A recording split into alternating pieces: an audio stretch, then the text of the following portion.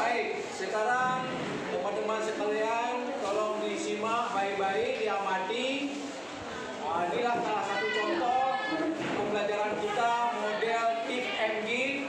Nanti di sini diskusikan tentang tema dengan persoalan bermacam. Jadi kalian lebih luas pemikirannya, lebih bagus, dan kalian kuasai benar nantinya bagaimana tentang sejarah kebudayaan Islam. Baik, salah satu contoh saya nanti menanyakan pada kalian juga pada akhirnya nanti menanyakan pada saya. Oke, pada akhir kalian jawaban nanti tanyakanlah pada saya supaya kamu tanyakan, terserah Anda. Baik, sekarang kita melihat diskusi ini. Tentu saya menanya pada kalian siapa yang bisa menjelaskan bagaimanakah kiat-kiat proses berdirinya dinasti Abbasiyah. Kira-kira di antara kalian bertiga siapa yang bisa memberi penjelasan? Ya, baik.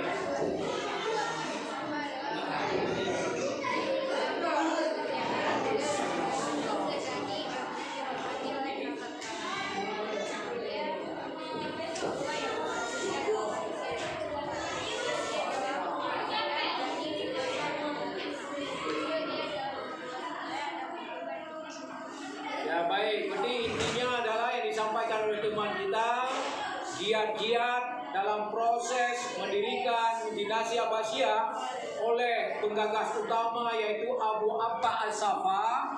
Beliau adalah ada giat-giatnya untuk mengumpul para ulama dan juga bekerjasama dengan masyarakat, juga melatih militer, juga adanya dalam mempersatukan dan mencari kelemahan-kelemahan pada dinasti sebelumnya yaitu Umayyah. Baik, bagus, terima kasih.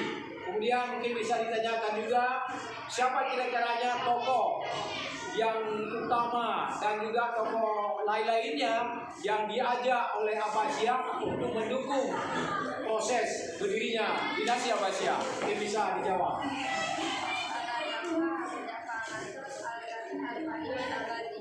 Baik, tokoh-tokoh yang diajak bekerjasama dengan Abbasiyah yaitu ada Abu Abbas As-Saffah sendiri, ada siapa lagi?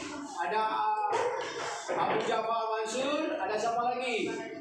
Al-Farabi, ada dan juga Al-Razi. Itu tokoh-tokoh utama yang mendukung penuh dalam proses berdirinya dinasti Abbasiyah.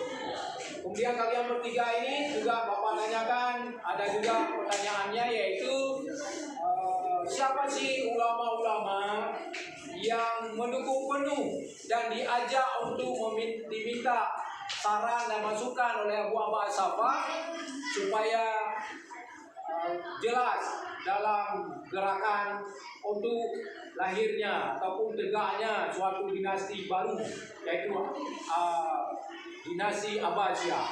Mungkin bisa dijawab.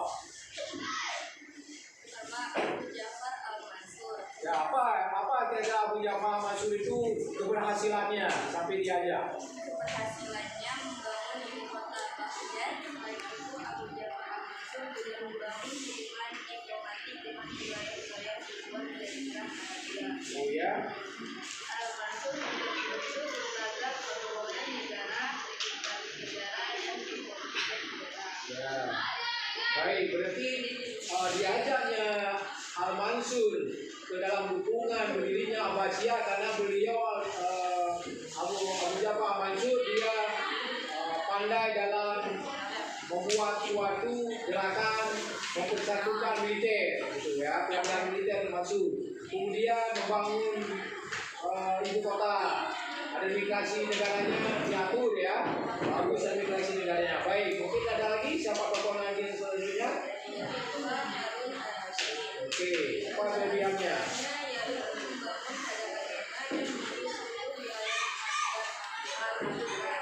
Ya.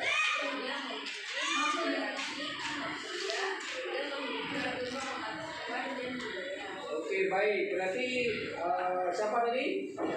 Harun Ar-Rasyid, salah satu tokoh ulama, pandai di bidang agama, juga pandai dalam strategi kenegaraan, juga bisa membangun ibu kota negara Baghdad ya. Nah, kemudian apalagi yang